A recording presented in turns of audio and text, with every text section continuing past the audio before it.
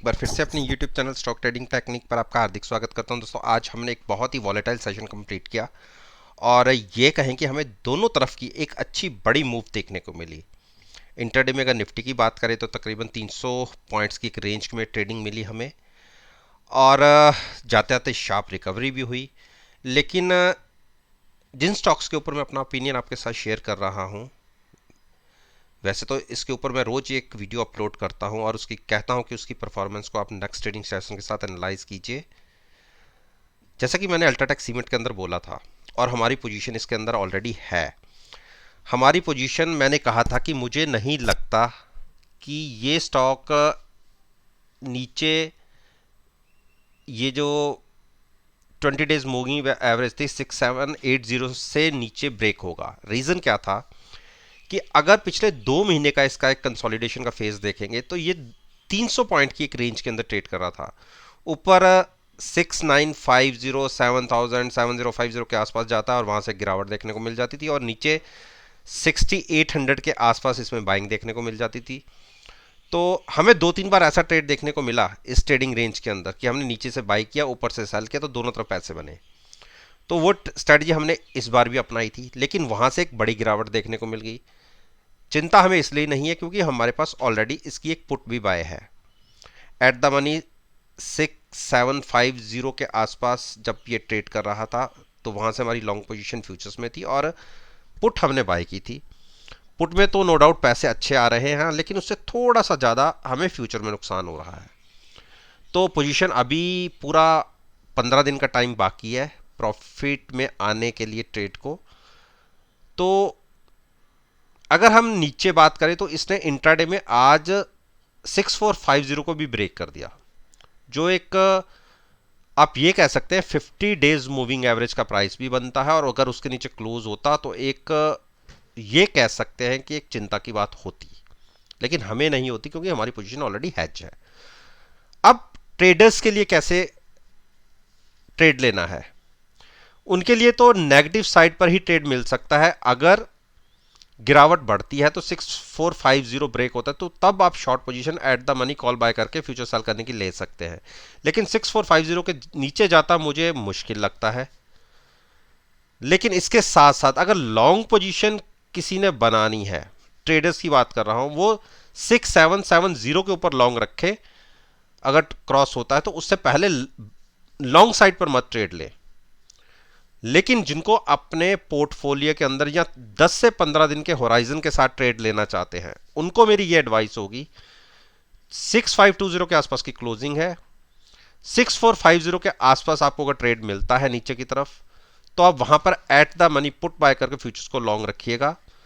300 to 400 points इस stock के लिए कुछ नहीं है। इमीडिएट देखने को आपको 200 से 300 पॉइंट की मूव देखने को मिल सकती है, नीचे बाइंग करनी बनती है। आईओसी आईओसी ने आज फिर एक कोशिश की, कल के दिन में भी एक कोशिश की थी, आज भी कोशिश की और हमारी 90 की पुट के साथ फ्यूचर्स लॉन्ग है। एक बार ये 91 क्रॉस हो जाए उसके बाद 93 94 आपको बहुत तेजी से दिखेगा। लेकिन इसको दिक्कत 91 क्रॉस होने में ही आ रही है, जो इसकी 9 डेज मूविंग एवरेज है। तो हमने डिप पे बाइंग की एक स्ट्रेटजी बनाई हुई है, वो पोजीशन को हम कंटिन्यू रखेंगे। और जिनको नई पोजीशन लेनी है वो 92 क्रॉस करने के बाद लॉन्ग साइड पर पोजीशन ले, अपनी पोजीशन को हैच करते हुए। Gas authority of India limited, gas authority of India ने देखिए क्या बढ़िया मूव दिखाई है और हमारे प्राइसेस 141 तक के आगे, जो हम मान के चल रहे थे कि हमें देखने को मिल सकते हैं। अब हमारी पोजीशन क्योंकि नीचे से 130 की पुट के साथ फ्यूचर्स लॉन्ग है तो बहुत अच्छे ह्यूज प्रॉफिट में हम फिर से आए बैठे हुए हैं। एक बार जिनकी पोजीशन 130 की पुट के साथ फ्यूचर्स लॉन्ग की है वो एक बार अपनी पोजीशन को 142 या कल अगर हम पॉजिटिव ओपन होते हैं तो एक बार एग्जिट हो जाए, वेट करें फिर से 137 आने का, वहां पर हम फिर से लॉन्ग बनाएंगे, इसको शॉर्ट नहीं करेंगे। टाटा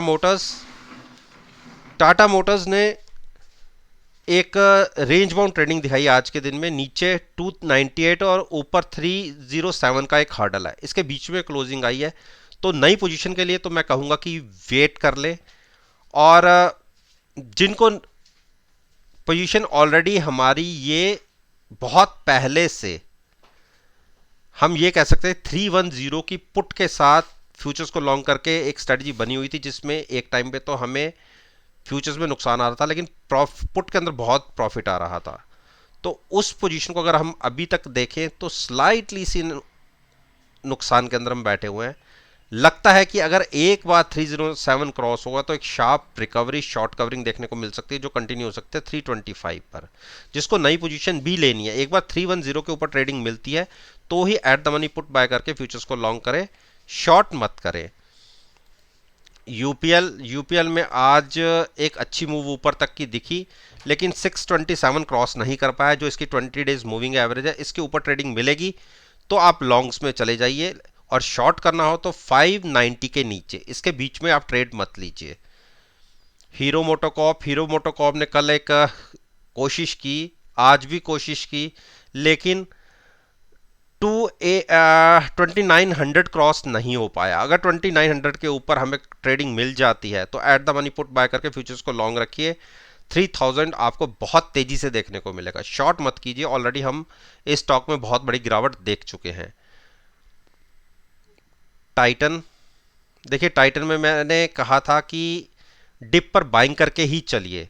आज खुले हम थोड़ा सा ऊपर और वहीं से हमने शार्प रिकवरी दिखाई, और जो हमारी 1540 के आसपास की प्राइसेस थे वहाँ पर हम आ गए। देखिए यहाँ पर मैंने कहा था, जब ये कैंडल फॉर्मेशन हुई थी, मैंने कहा था हम यहाँ पे शॉर्ट नहीं करेंगे, वेट करेंगे यहाँ तक की गिरावट की। 9 डेज मूविंग एवरेज की गिरावट थी कि 1540 के आसपास प्राइस आए तो पुट बाय करके फ्यूचर्स को लॉन्ग रखिए। देखिए जिन्होंने मेरी एडवाइस मानी होगी, अगले दिन एक और बड़ी गिरावट देखने को मिल गई, तो उसमें कह सकते हैं कि हमें स्लाइटली सा नुकसान था। लेकिन आज अगर बात करें तो आज हम फिर से प्रॉफिट में आ गए हैं, और कल की मूव अगर हमें मिल जाती है एक और, तो हम ह्यूज प्रॉफिट में बैठ जाएंगे। तो आपकी पोजीशन हैज थी, नीचे अनलिमिटेड लॉस का कोई घर नहीं था, लेकिन यहां से ऊपर जितनी बड़ी मूव आती है वो अनलिमिटेड प्रॉफिट का आपका एक घर खुला हुआ है, तो अच्छा ट्रेड हमें देखने को मिल सकता है। अब जिन्होंने नई पोजीशन भी लेनी है, कल पॉजिटिव ओपन होते हैं तो बिल्कुल eight the money put buy करके फ्यूचर्स को लॉन्ग रखिए। टारगेट होगा 1600 का।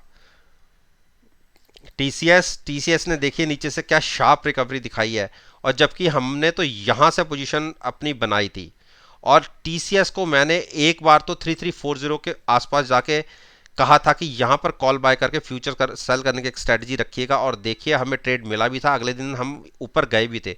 किसी ने यहां से पोजीशन लिया तो उसे नीचे कितना जबरदस्त प्रॉफिट मिला होगा। और साथ साथ में मैंने ये भी कहा था, अगर ये ट्रेड हमें यहां तक ले आता है नीचे, तो यहां से हम लॉन्ग पोजीशन बनाएंगे। ठीक है, किसी ने यहां से अगर लॉन्ग पोजीशन बनाई भी होती पुट के साथ तो उसको स्लाइटली सा नुकसान आ रहा होता, क्योंकि इतना बड़ा प्रॉफिट तो हम ऑलरेडी ऊपर से ले चुके थे, और अगर यहां से हमने पॉजिटिव साइड पे गए थे तो फिर भी हम प्रॉफिट में थे, और वहां से देखिए शार्प रिकवरी, और फिर से हम अच्छे अच्छे प्रॉफिट में बैठ गए। दोनों तरफ से हमने एक अच्छा पैसा बनाया। अब बात करते हैं जिनको नई पोजीशन लेनी है। देखिए पॉजिटिव ट्रेड हुआ है और क्लोजिंग बहुत अच्छी आई है। अगर कल पॉजिटिव ओपन होते हैं तो 3200 की पुट बाय करके फ्यूचर्स को लॉन्ग रखिए। मुझे लगता है कि एक बार इजीली आप 3300 इजीली टच कर लेंगे, तब वहां से अपना प्रॉफिट लेके एग्जिट हो जाइएगा, शॉर्ट मत कीजिए।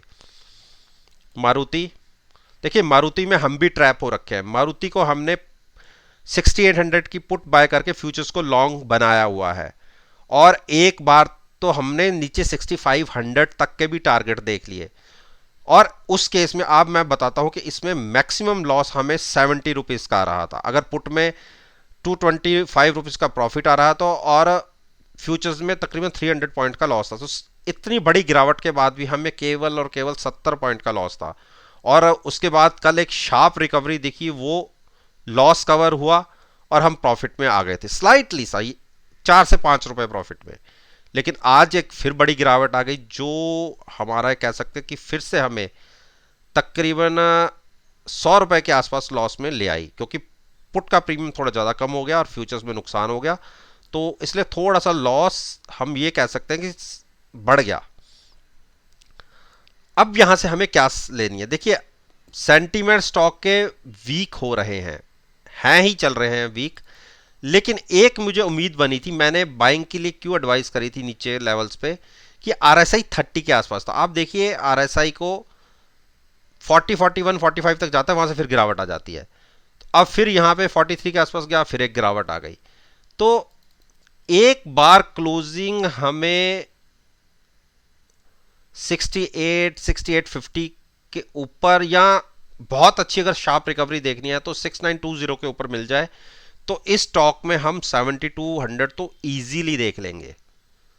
7200 ही, 7150 से लेके 7200 एक ऐसा क्रूशियल प्राइस है, जिस दिन स्टॉक ने इसको क्रॉस किया आप वहां से तकरीबन 800 पॉइंट्स का एक रैली देख सकते हैं। मुझे उस रैली की वेट है, तब तक हम भी वेट करेंगे और आप भी वेट कीजिए। छोटी छोटी मूव्स के लिए इस स्टॉक के अंदर बने रहना कोई अच्छी बात नहीं है। तो 6920 के ऊपर एग्रेसिव बाइंग कीजिए, वहां से 300 पॉइंट्स की आप एक रैली दिख सकती है। ब्रिटेनिया ब्रिटेनिया ने एक डाउन साइड दिखाई है, और मेरा मानना है कि मुझे नहीं लगता कि हम 20 डेज मूविंग एवरेज ब्रेक करेंगे। 3625 के आसपास बाइंग बनती है। उस केस में eight the money put buy करके आप फ्यूचर्स को लॉन्ग रखिए। पोजीशन आपकी हेज होगी, कोई अनलिमिटेड लॉस की बात नहीं है, और फिर से रिकवरी दिखी तो अच्छे प्रॉफिट में आ जाएंगे। डिप पर बाइंग कीजिए, वो भी हेजिंग के साथ। तो दोस्तों, निफ्टी इंडेक्स में अच्छी वेटेज रखने वाले स्टॉक्स के ऊपर मैंने अपना ओपिनियन आपके साथ शेयर किया है, और मेरा मानना है कि अगर मेरी इस वीडियो को आप 16 अप्रैल के सेशन के साथ एनालाइज करेंगे, यकीन मानिएगा आपको बहुत अच्छे पॉजिटिव रिजल्ट्स देखने को मिलेंगे। वीडियो अच्छी लगी हो तो लाइक कीजिए, शेयर कीजिए, और मेरे यूट्यूब चैनल को सब्सक्राइब करना मत भूलिए, और साथ में बेल आइकन का बटन प्रेस करेंगे तो नोटिफिकेशन टाइम से आप तक डिलीवर हो जाएंगे। इस बात के साथ मैं आपसे विदा लेता हूं और एक नई वीडियो के साथ फिर से आपके सामने आऊंगा। तब तक के लिए धन्यवाद।